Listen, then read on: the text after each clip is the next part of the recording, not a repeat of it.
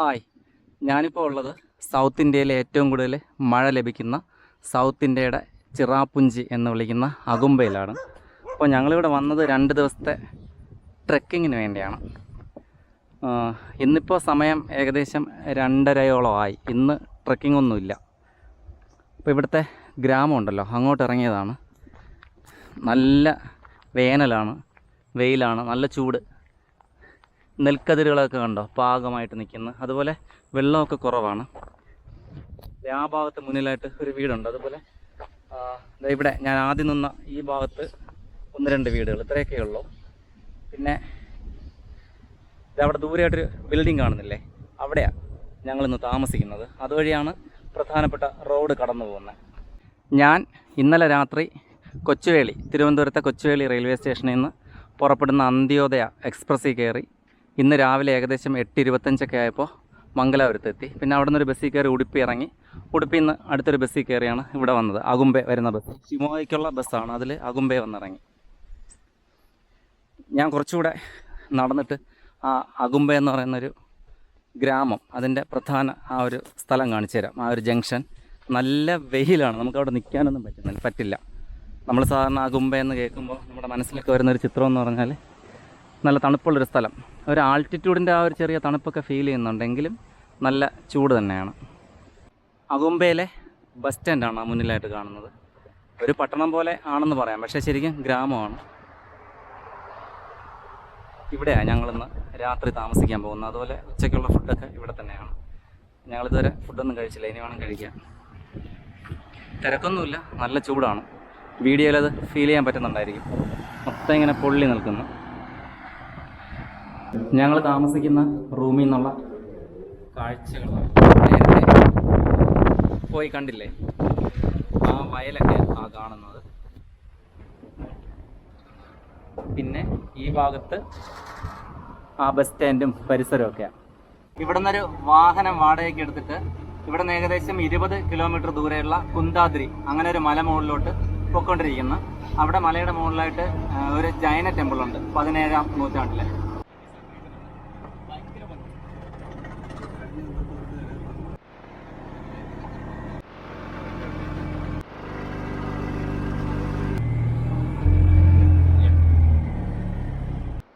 ഇവിടെ നിന്ന് മുന്നോട്ട് പടികൾ നടന്ന് കയറണം. ഇതാണ് ഇവിടെ മലമുകളിലെ ജൈനക്ഷേത്രം. നേരത്തെ പറഞ്ഞില്ലേ, 17-ാം നൂറ്റാണ്ടിലെ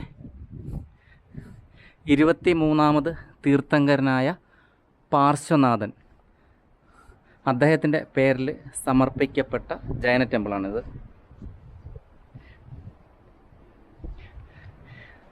വെയിൽ എതിർവശത്ത് നിന്ന അത് കാരണം എന്തുമാത്രം കാണാൻ കഴിയുന്നു എന്നറിയില്ല.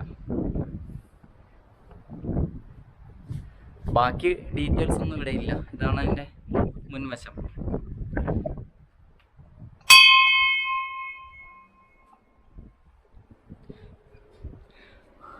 ഉള്ളിലായിട്ട് വിളക്ക് കത്തുന്നുണ്ട് കേട്ടോ.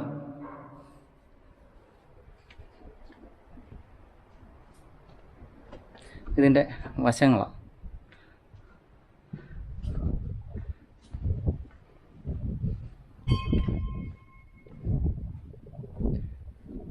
കണ്ടോ,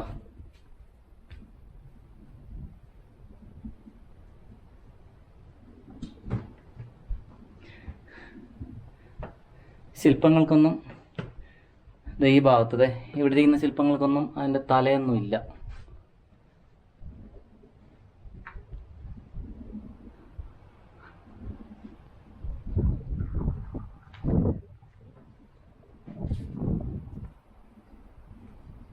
ഓ,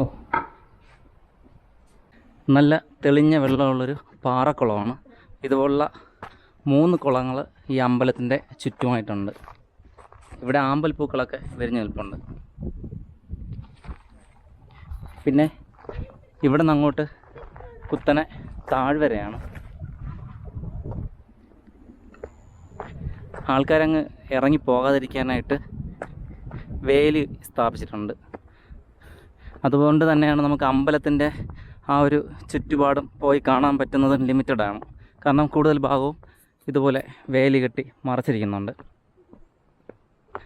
മൊത്തം ഒരു മൂടലാണ്, അല്ലെങ്കിൽ കുറച്ചും കൂടെ നല്ല ഭംഗിയിൽ താഴ്വര കാഴ്ചകൾ കാണാൻ പറ്റുമായിരുന്നു. കണ്ടോ, ഈ ഭാഗത്ത് അങ്ങോട്ട് സൂര്യനാണ്. നമ്മൾ അത്രയും താഴെ നന്നായി ഇങ്ങനെ കയറി വന്നത്. കുന്താദ്രി ഹിൽസിൽ നിന്ന് താഴോട്ട് പോകുന്നത് ഒരു കാട്ടുവഴി അതാ ക്രോസ് ചെയ്ത് പോയി.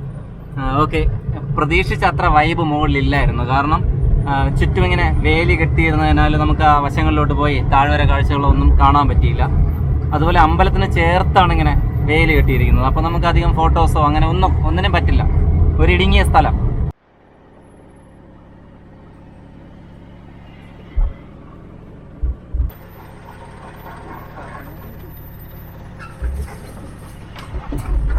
ദൊഡ്ഡമന എന്ന് പറഞ്ഞൊരു പഴയ വീടാണ്. മാൽഗുഡി ഡേയ്സ് എന്ന് പറയുന്ന ആ ഒരു ടെലിവിഷൻ പരമ്പര ചിത്രീകരിച്ചത് ഈ ഒരു വീട്ടിൽ വെച്ചാണ്. അപ്പം RK നാരായണൻ എന്ന് പറഞ്ഞൊരു എഴുത്തുകാരനുണ്ട്, ഒരു ഇന്ത്യൻ നോവലിസ്റ്റ്. അദ്ദേഹത്തിൻ്റെ ചെറുകഥകളുടെ സമാഹാരമാണ് മാൽഗുഡി ഡേയ്സ്. അതിൽ അദ്ദേഹം സങ്കല്പിച്ചത് മാൽഗുഡി എന്ന് പറയുന്നൊരു ഗ്രാമത്തെയും അവിടുത്തെ ജനങ്ങളെയൊക്കെയാണ്. അപ്പോൾ ആ ഒരു സാങ്കല്പിക ഗ്രാമം അഗുംബെ എന്നാണ് പറയപ്പെടുന്നത്. കുറേ മാസങ്ങൾക്ക് മുന്നേ വരെ ഇതൊരു ഹോം സ്റ്റേ ആയിരുന്നു. ഇവിടെ ഒരു പ്രായമായ അമ്മ ഉണ്ടായിരുന്നു, അവരത് നടത്തിയിരുന്നത് എന്നൊക്കെ അറിയാൻ കഴിഞ്ഞത്. ഇപ്പോൾ എന്തായാലും ഇത് അടച്ചിട്ടിരിക്കുന്ന അവസ്ഥയിലാണ്. നമുക്ക് ഇതിനപ്പുറം അങ്ങോട്ട് കയറിപ്പോകാൻ പറ്റില്ല.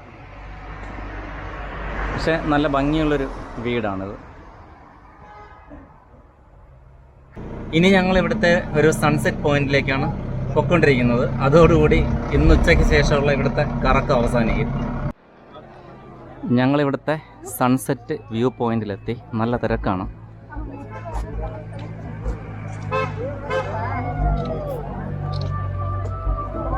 സ്ഥലമില്ല നിൽക്കാനായിട്ട്. ഇന്ന് ഉച്ചയ്ക്ക് ശേഷം ഇവിടെ എത്തി. തികച്ചും അപ്രതീക്ഷിതമായിട്ടായിരുന്നു ഇത്രയും സ്ഥലങ്ങൾ സന്ദർശിക്കാൻ അവസരം കിട്ടിയത്. ഇനി ഞങ്ങൾ തിരികെ റൂമിലേക്ക് പോകുന്നു. ഇന്ന് രാത്രി അവിടെ താമസിച്ചിട്ട് നാളെ രാവിലെ 6 മണിയോടുകൂടി ഇവിടെ നിന്ന് യാത്ര തിരിക്കും. നമ്മളിപ്പോൾ നിൽക്കുന്ന അഗുംബയിൽ നിന്ന് 6 കിലോമീറ്റർ മാറി മല്ലന്തൂർ എന്ന് പറയുന്നൊരു സ്ഥലമുണ്ട്. അവിടെയാണ് ഞങ്ങളുടെ ട്രെക്കിൻ്റെ ബേസ് ക്യാമ്പ്. അവിടെ എത്തിയിട്ട് അവിടെ നിന്ന് ഞങ്ങളുടെ മലകയറ്റം തുടങ്ങും. നരസിംഹ പർവ്വത, അതായത് അഗുംബയിലെ ഏറ്റവും ഉയർന്ന കൊടുമുടി. അപ്പോൾ ആ ട്രെക്കിങ്ങിൻ്റെ വീഡിയോയുമായിട്ട് വീണ്ടും കാണാം. Bye bye.